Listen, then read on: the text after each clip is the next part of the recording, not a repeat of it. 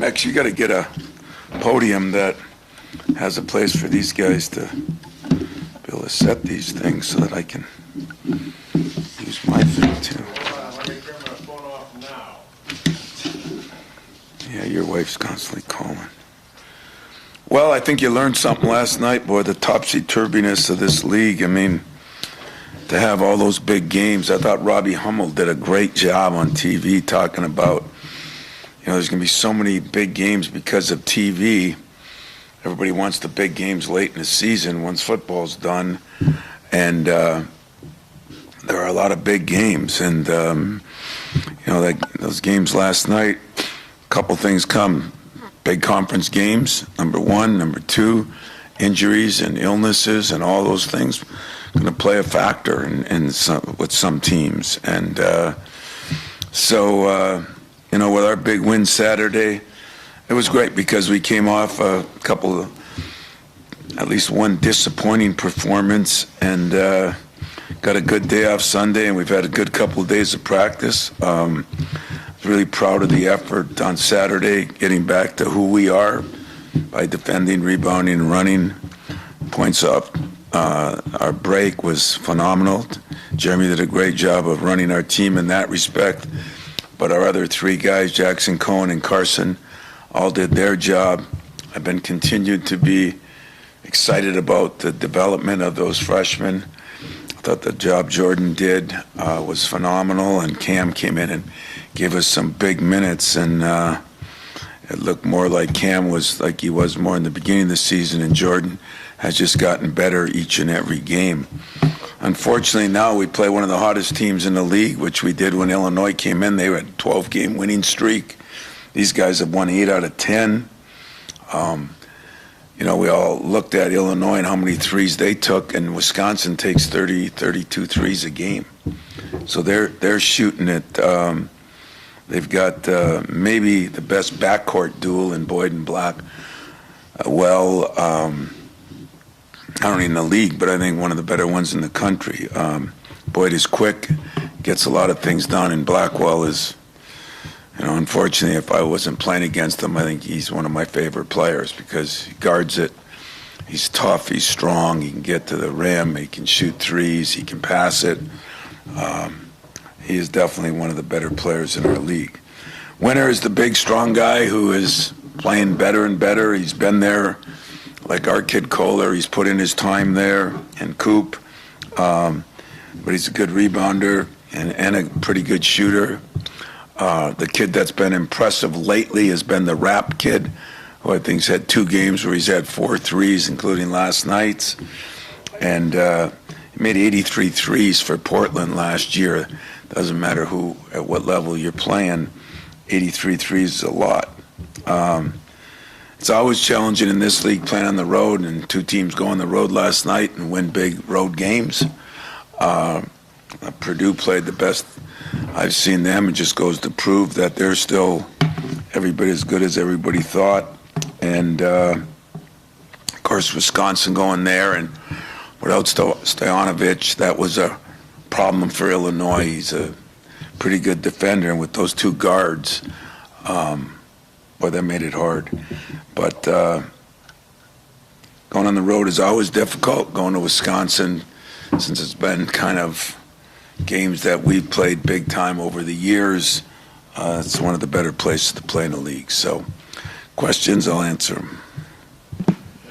Tom, could Jordan be like Jace last year, someone who mid-season or so got more of an opportunity, made the most of it, and it's kind of like a mid-season acquisition?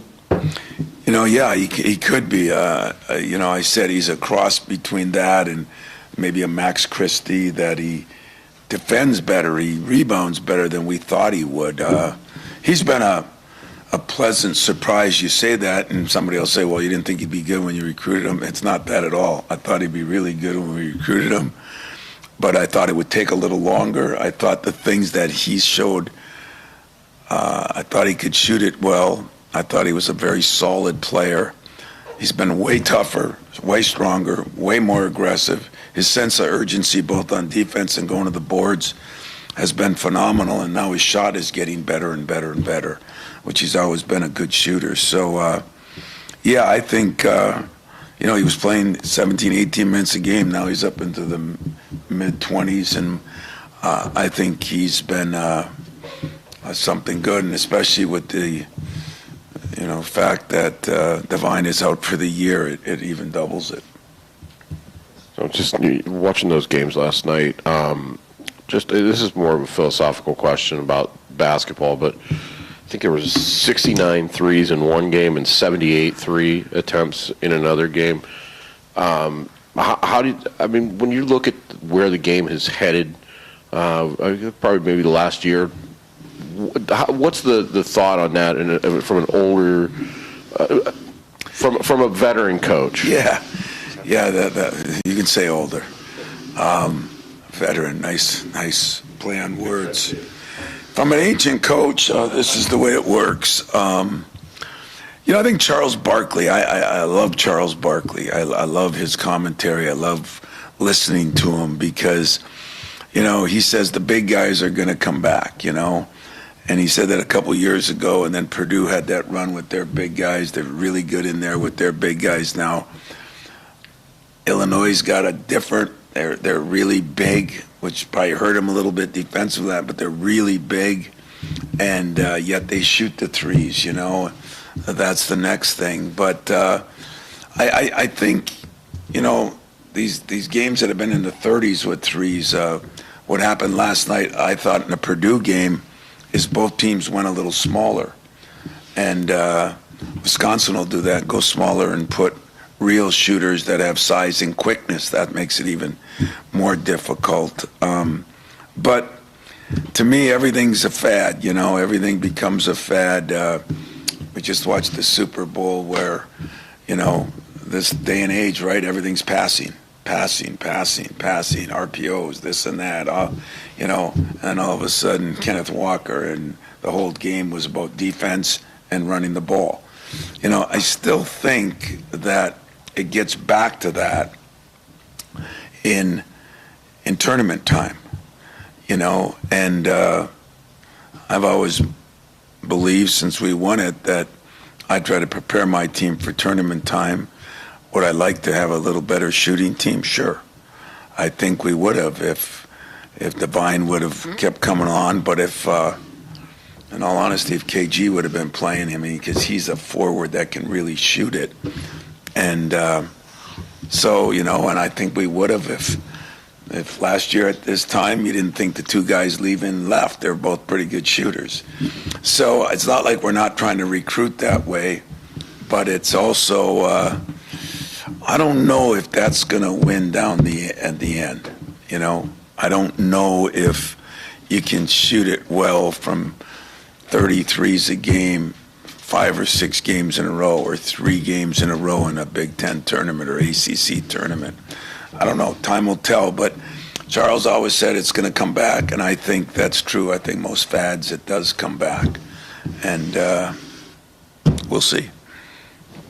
Tom, I was wondering, looking back at the tape, how you thought Jeremy handled all the minutes, because, you had to kind of steal a minute here and there, but he seemed like he too many finished minutes strong. for him. He handled it as well as he can handle it. But, what we need out of Jeremy and what I've been preaching to him lately, he's got to become just a dog defender, a bird dog defender. He's got to up that a little bit more like the Cleaveses and the Waltons and the Lucases did, even Tum Tum, I need, how many things can you need out of him?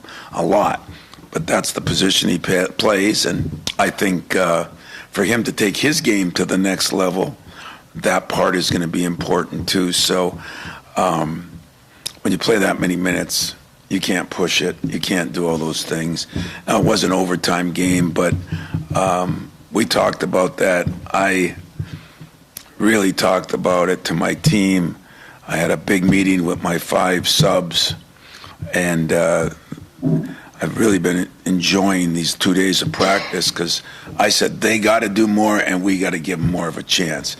You still look last year, at the end of the year, it wasn't quite everybody playing 23 minutes like we had at the beginning, but at the end, there was nobody playing 30-some minutes either.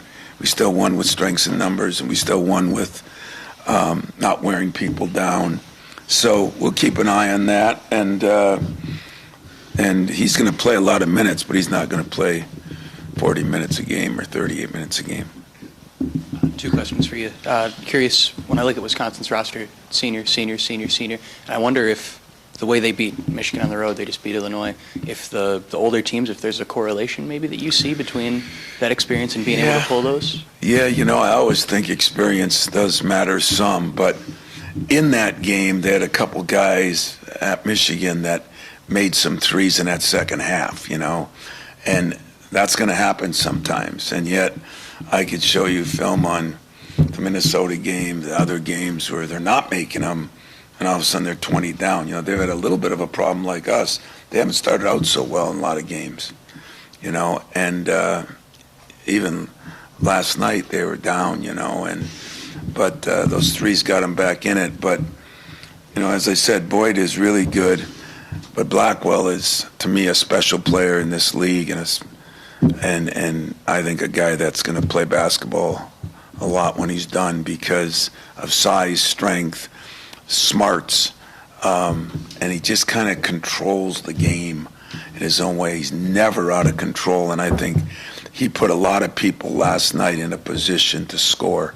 Rapp, he drove it, turned around, pitched back. That's what impressed me a lot about Wisconsin. They've got very good guard play, and yet they're veterans. They have veterans like Winter at the now they got one freshman in there, but Winter, and then Rapp played a lot more last night. He played 30 minutes. I don't know what year he is. Is he a senior too? He's a transfer, I know, from Portland. I don't know what he is. Junior. So he might be a redshirted sophomore, yeah. Who knows? But, yeah, I think experience always helps, and then having some guys, they've got a pretty good mixture. They get Boyd in because they lost their point guard. But, boy, when you have a guy as good as Blackwell, who's been in the program 3 years, as good as Winter, has been in the program 4 years, that I think that really benefits. I think it benefits us some. I've never been on a recruiting trip with you, but I'd love to see your clip notes, you and the coaches, on players you see for what you really feel. And I'm wondering, Jordan Scott looks comfortable taking big shots, looks comfortable even mixing it up on offensive rebounding. Is he where you thought he'd be, or? Hell no. We're not that good either. We can't see all those things. I say that because take this the right way, too. He's, most of the time, I think, players get so built up that they're disappointments when they come. If not necessarily to the coach, but definitely to the fans, media, because of all the accolades everybody gets. He was kind of hidden. He was in a different AAU program, had a really good high school coach, and he came from Grand Hills High School, and he had a really good AAU coach that was tougher than nails, and yet a good guy. And then he came from, stock.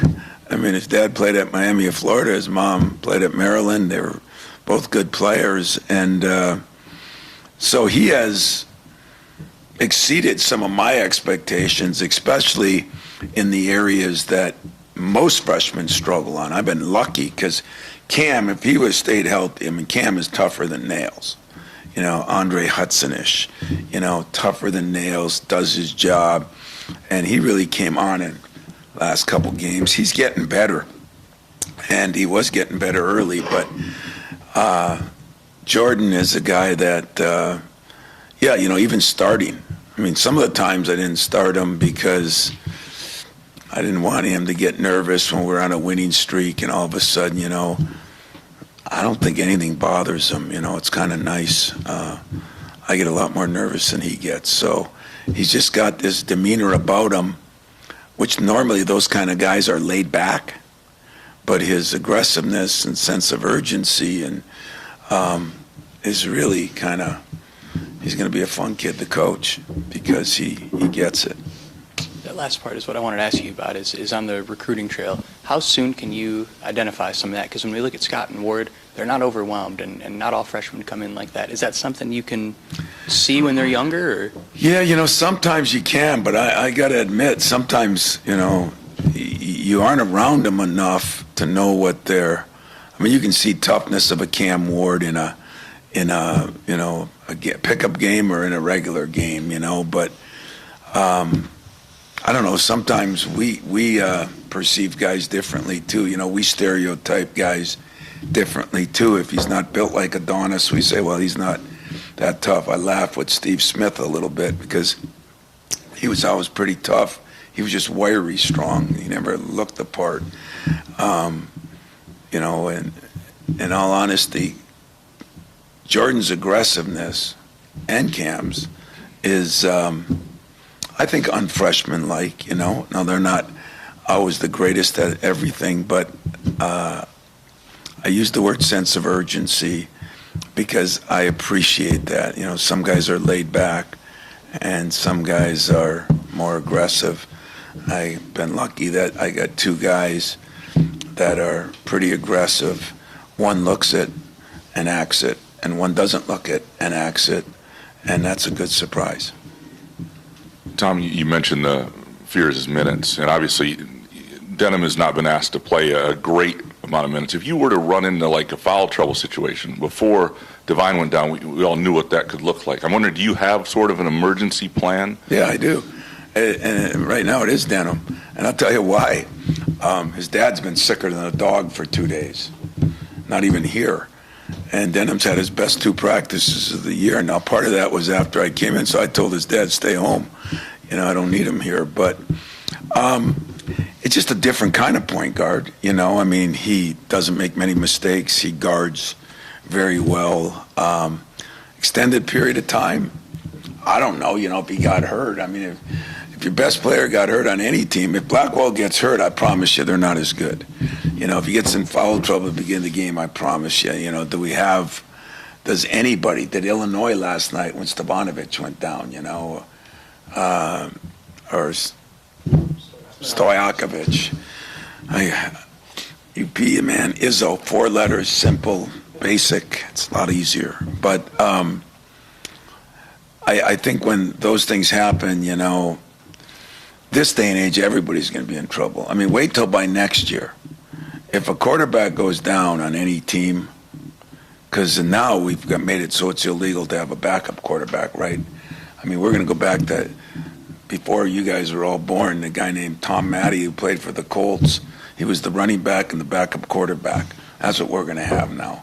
So we're all going to have those kind of issues. But I actually do feel more comfortable as the year's gone on and watching some teams and realizing there's some guys that just run the team.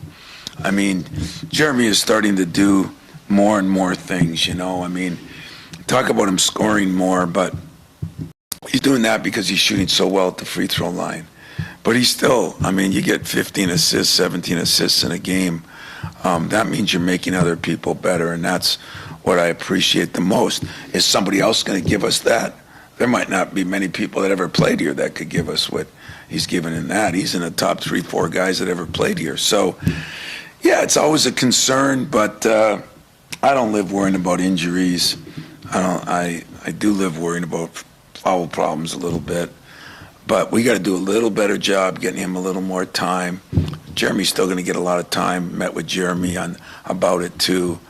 But what I liked is I had this meeting on Sunday just with my 5 subs, and I showed them what strength in numbers meant. That's why it's on the wall there. I talked to them about what I thought it did for us last year. And I think that they all took it to heart because the couple of practices we've had since have been better. With them, it's been better. And, sometimes, as you said, you got to give somebody a chance. And last year it was easy to do that because everybody was there. This year we had a little separation. I don't think it's going to be this, but I don't think it's going to be this. I think it's going to be like this. if that makes any sense. You've mentioned, we were just talking about Jordan and being hidden a little bit, and now a guy like Blackwell, you've lamented, I don't know if you were joking or not, about not recruiting him when he was a Michigan guy, but I'm just wondering, when you, like a guy like that who is in the state becomes the player he does, do you ever like go back and go, okay, what was he then, and what was our evaluation of him and that sort of stuff? Yeah, I'd like to fire all my assistants that went through that with me. The problem is the head coach went down and saw him too. And the worst part is, his dad's an incredible guy, played at Illinois, good guy, went to Brother Ray's, good school. By the time I really started focusing in on him, it's a little later than normal, he's the type of kid, they gave him the most attention. He committed there like really early. And everything about Blackwell I like. Family, where he played, I like the fact that he didn't need to be, the dating process didn't need to be forever. He knew what he wanted. He didn't know how it would turn out at Wisconsin, and I don't think they did, But that's the beauty of number one. Tells you a little bit about, we're all going to live and die. You look at how are your parents. If they had heart problems, are you worried about it? If they had this, are you worried about it? Well, it can be that way in athletics too. Jordan had two parents that played, and here's Blackwell, who, you should have known he'd be a smart player. You should have known. So, I don't have many regrets, but that would have been one, just because he has the whole package, if you ask me. He's a player. He's a good person. I listened to him speak last night. He does a hell of a job, and his dad's a good guy, So I like to fire my assistants, but I probably have to fire myself. Tom, these 5 days between games, I think, are the most in a Big Ten, between Big Ten games for you. Have you guys been using the time? Is it a good time for you to have some time when you're trying to chase a title down the end, or would you rather have sort of jumped back in, try to springboard that Illinois momentum and just keep that rolling? You know what? I think we needed a day, an extra day. We had 2-day prep there, and a couple of them, and I think the one advantage you get at this time of year, you get a little rest. You get to work on yourself a little more instead of coming back and getting back at 2 in the morning and trying to have a walkthrough practice, then try to have a practice day before a game and get better yourself. We're still trying to get ourselves better. So, and then you got this 6-7 game stretch at the end. Who knows? If we lose the game, I'll say, boy, that sucked. We did a poor job of going about whatever we did in those days off. If we win the game, we'll say that was perfect, But I think, being the veteran guy, or what did you call me, ancient, or what was your word? Older. I think I look at it at this was a good thing for us, no matter what happens, because we needed a little break. We got a chance to really look at ourselves again. I got a chance to have some meetings with players. I think I got a lot out of it so far with 2 days left. So we'll see, I'm going to look at it. We got a lot out of it, no matter how we play and how we do. I really feel this was beneficial. Practice has been really good. I like that. Larry mentioned about a potential calling Jordan a mid-season addition, but it really seems like Cam might be that guy for you guys. Wondering, with the wrist injury, how have you seen it over the last couple weeks? Because he said afterward that he got rid of the tape and it's started to help him. You could kind of tell it a little bit. Well, it was a tendon and everything in there, and the problem is it's hard to work on your shot when you can't do that. And for the most part, this can't still happen with him. It's more this. And so, he's got that, and he doesn't have that. It's just different. So that's not going to change till the end of the year. What I think he's learning to do is he's got to be a lockdown defender for us because he's the one kind of forward, big guy that can guard multiple positions. It's not like Coop does a decent job, but the other two guys are going to guard big guys, or Cam can guard a guard, he can guard a center. And we could play a little differently with him. And then he struggled at the free throw line. He's getting better at that just by reps, but still not going to get great until the season ends and everything gets healed up. So, I think he could be a guy right now coming on at the right time because of the teams we got to play and the way we're going to have to play. And I hope you're right. Those are necessary, like you mentioned about Jeremy's minutes, but obviously Carson and Jackson's minutes were up too.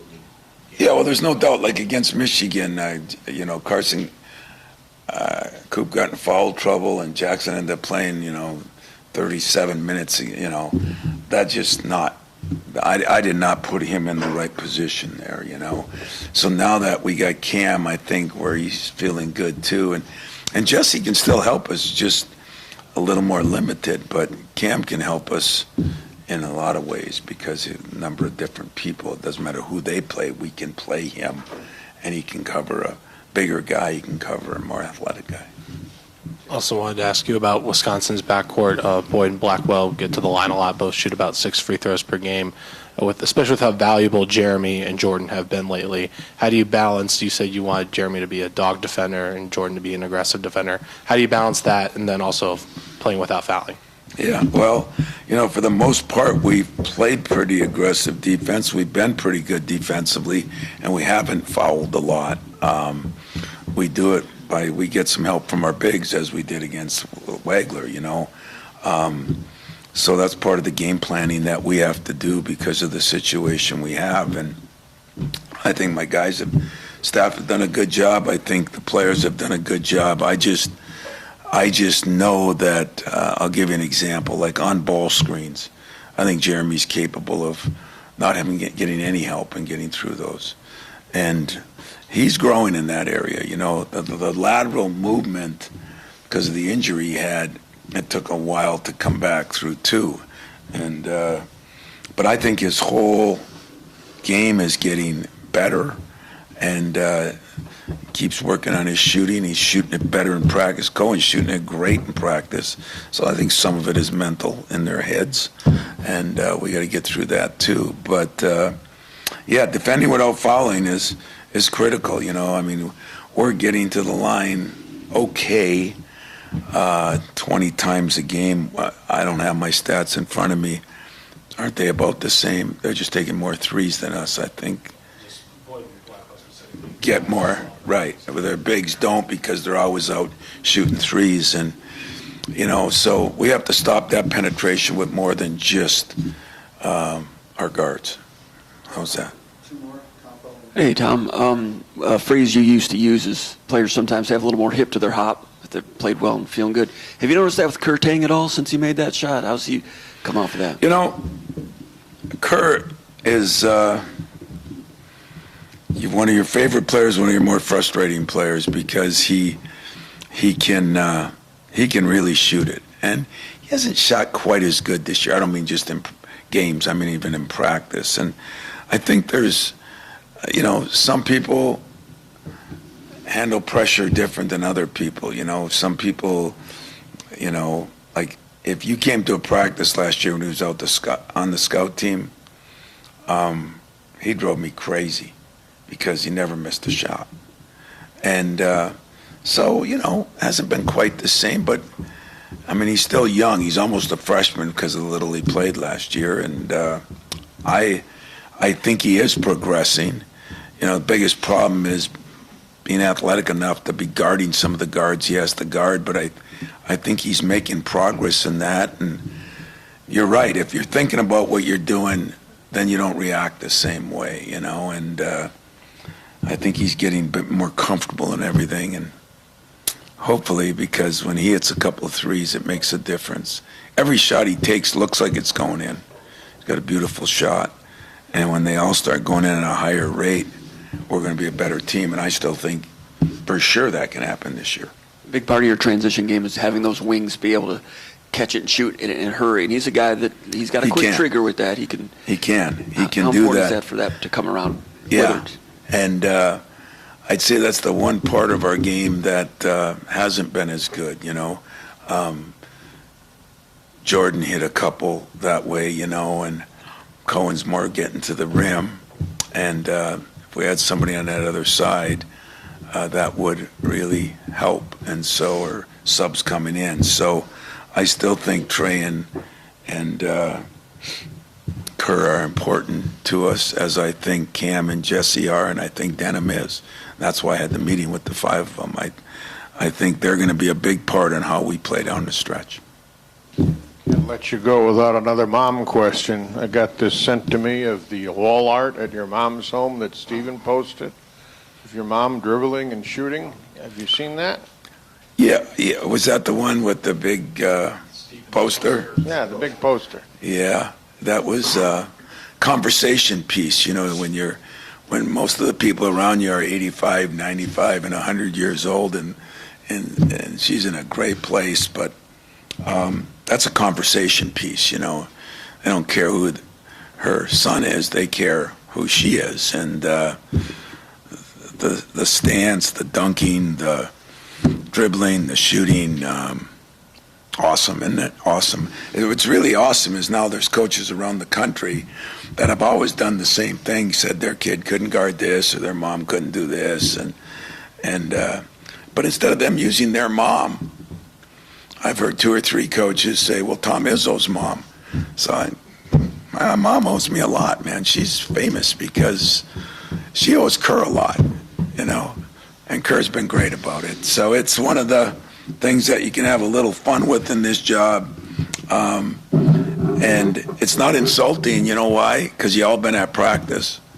And that's one of the cleaner things that you say about somebody. And every coach in the country has one of those, you're weaker than my mom, you're weaker than my 1-year-old child, it's just our way of trying to give